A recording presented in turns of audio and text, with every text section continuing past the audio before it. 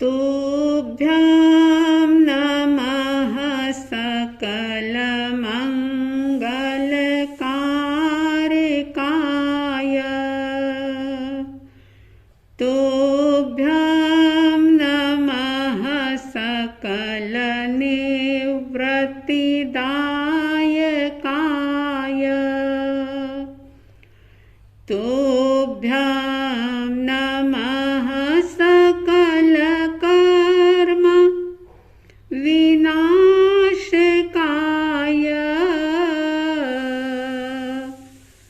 तुभ्यं नमः सकलतत्त्व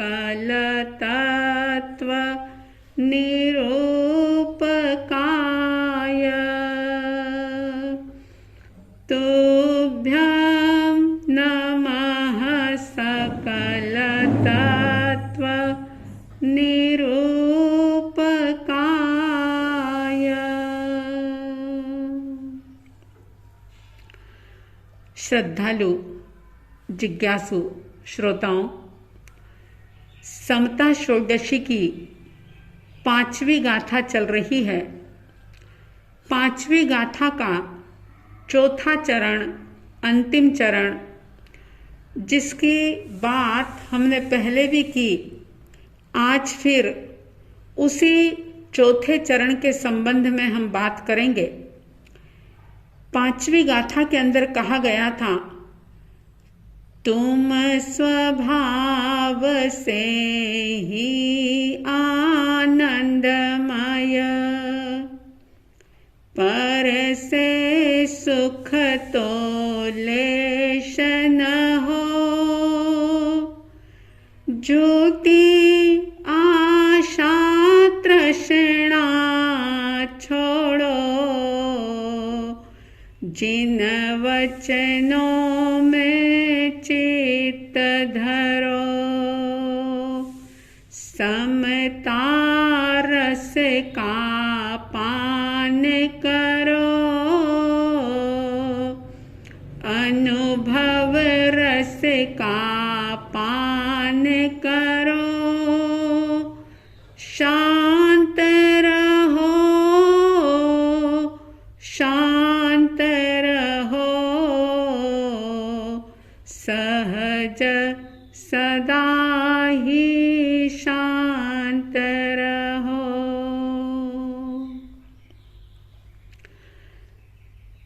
हर व्यक्ति को चाहिए कि वह अपने मन को जिन वचनों में लगा दे, अपने चित्त को जिनेश्वर परमात्मा के वचनों में लगा दे, टिका दे। जैसे ही वह जिनेश्वर परमात्मा की वाणी पर चिंतन करता है, अपने चित्त को लगाता है, कि उसे अंधेरे में भी रास्ता दिखाई देता है, उसे निराशा में भी आशा की किरण दिखाई देती है।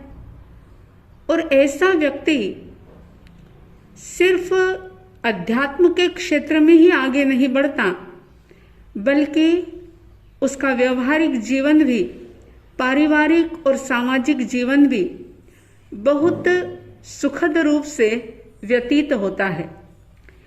आचारांग सूत्र में प्रभु ने एक छोटा सा सूत्र दिया था, फरमाया था परमात्मा ने, आय तुले पयासु। बहुत प्यारा सूत्र है ये, आय तुले पयासु, यानी कि अपनी आत्मा की तराजू पर सबको तोलो। सबसे पहले हर इंसान को ये विचार करना चाहिए कि वह जीवन में कभी भी किसी के भी प्रति क्रूर ना बने, दुष्ट ना बने। क्योंकि जब दिल के अंदर, भीतर में क्रूरता आती है, तो फिर दूसरों को पीड़ा पहुंचाने में, दूसरों को दुख देने में, त्रास देने में उस व्यक्ति को आनंद आता है। जबकि ज्ञानी एक बात कहते हैं कि क्रूरता जो है, दुष्टता, वो शैतान है, राक्षस है।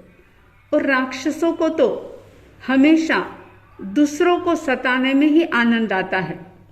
जब तक दूसरे के दुख को दुख नहीं समझा जाता, दूसरे की पीड़ा की अनुभूति अपने हृदय में नहीं की जाती, तब तक मनुष्य कभी भी दयालु नहीं बन सकता।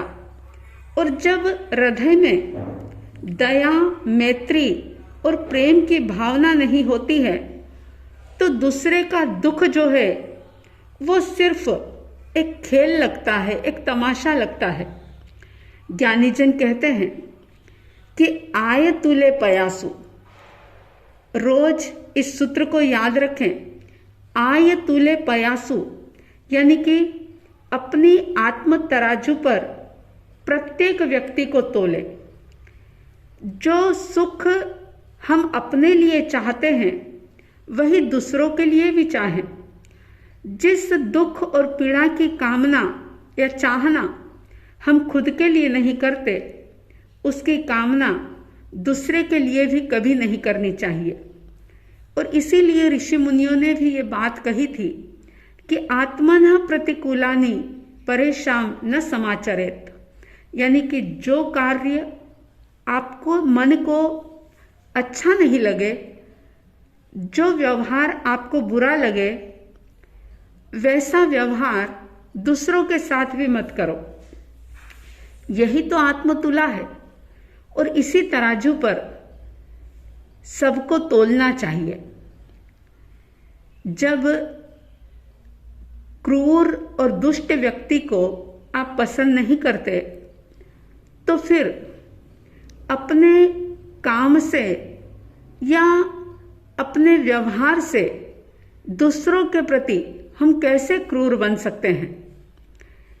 अगर आप चाहते हैं कि आपका जीवन बिल्कुल आनंदपूर्वक बीते, तो इस छोटे से सूत्र को जीवन के अंदर उतार लें कि जो व्यवहार, जो वाणी आपको अच्छी नहीं लगती, वैसा व्यवहार दूसरों के साथ मत करें, वैसी वाणी का उपयोग दूसरों के लिए कभी भी ना करें।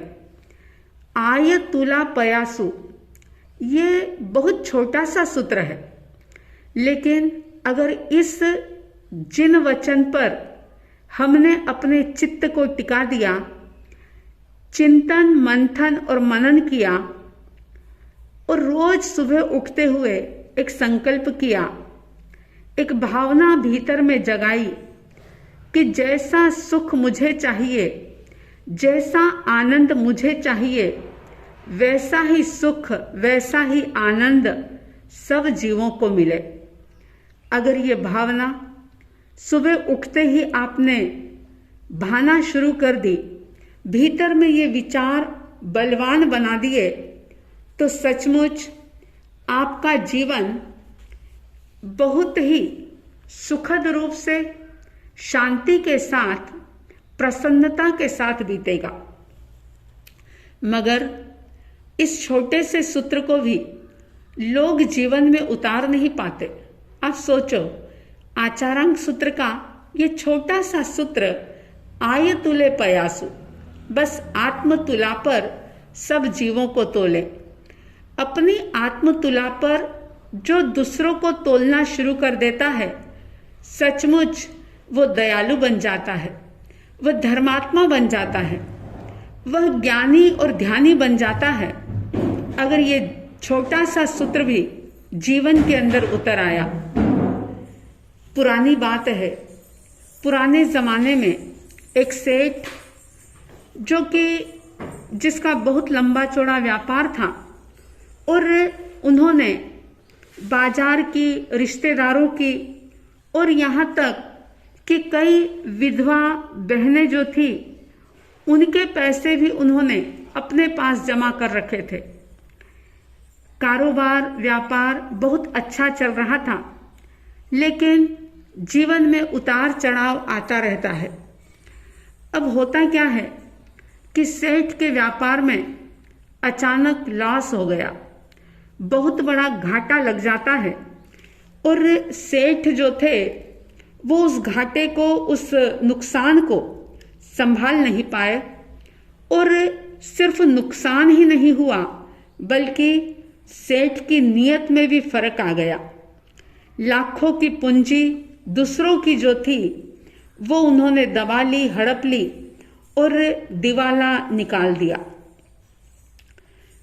जो लोग मांगने वाले थे, जो उनसे पैसा मांग रहे थे, वे उनके पास आते हैं लेकिन वे किसी को कुछ नहीं देते और बस इस प्रकार से सभी का पैसा उन्होंने हड़प लिया। एक बार ऐसा हुआ कि वो सेठ किसी संत महात्मा के दर्शन करने के लिए गए और बड़े ही उदास चेहरा था उनका, बड़े दुखी नजर आ रहे थे।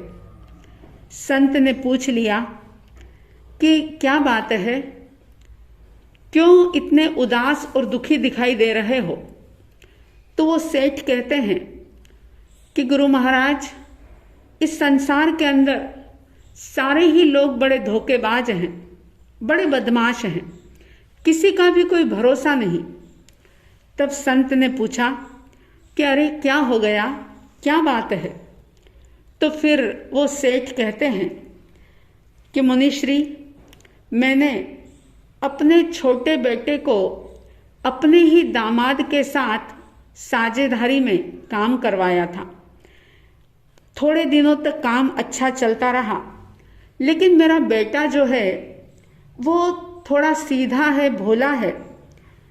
उसके सीधेपन का उपयोग करते हुए जवाई ने धीरे धीरे सारा बिजनेस अपने हाथ में ले लिया, सारा पैसा दबा लिया। अब वो एक भी पैसा नहीं दे रहा है। देखो, जवाई होकर के भी, दामाद होकर के भी किस प्रकार से उसने धोखा किया है।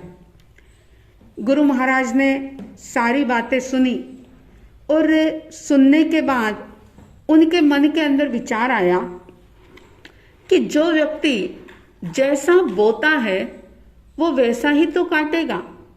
जब सेठ ने स्वयं ने इतने सारे लोगों को धोखा दिया, यहाँ तक कि गरीब लोगों का पैसा भी उन्होंने हड़प लिया और विधवाओं की जो थोड़ी बहुत संपत्ति थी वो भी उन्होंने नहीं लौटाई। जब दूसरों को धोखा दिया, रिश्तेदारों को और दूसरों को उन्होंने इस प्रकार से दगा दिया, दूसरों का पैसा दबाया, तब तो उनके मन में कोई विचार नहीं आया। और आज जब खुद के ऊपर बात आई तो कहते हैं कि दुनिया बड़ी बदमाश है, सारे लोग धोखेबाज हैं।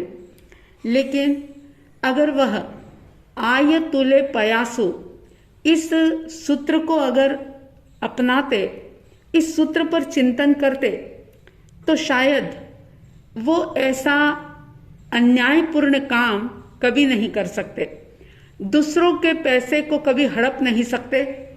लेकिन जिन वाणी में जब चित्त नहीं टिकाया जाता तो व्यक्ति स्वार्थवश होकर के ऐसे अनेक प्रकार के पाप कर लेता है और वो भूल जाता है कि जो मैं पाप कर रहा हूं उस पाप का दंड मुझे अवश्य ही भोगना पड़ेगा।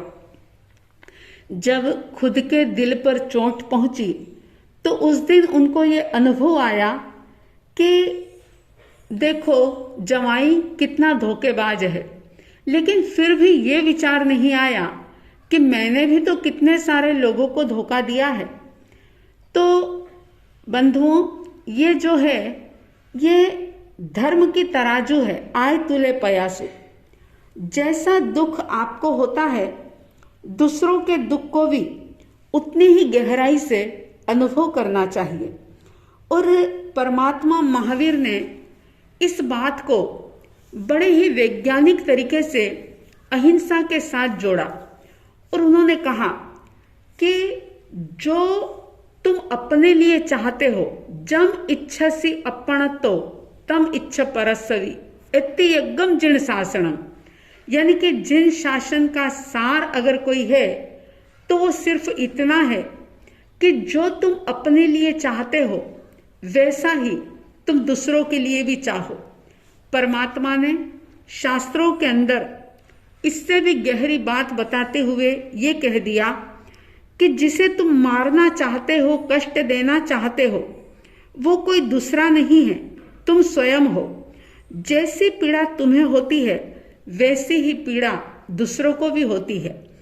अगर दैनिक जीवन के अंदर जिन वचन को अपनी दिनचर्या का अंग बना लिया जाए, अगर इस छोटे से सूत्र को याद रख करके उसी प्रकार का व्यवहार किया जाए तो सचमुच जीवन धन्य बन सकता है।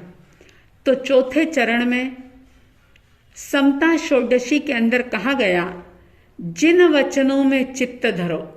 ये छोटा सा सूत्र जो जिनेश्वर परमात्मा के द्वारा कहा गया है, इस पर आप सभी अपने मन को टिकाएं, अपने चित्त को लगाएं, इस पर चिंतन मनन करें और जीवन को सुखद बनाएं। साध्वी द्वय की तरफ से हार्दिक हार्दिक शुभ मंगल भावनाओं के साथ जय प्रभु महावीर, जय गुरु आनंद।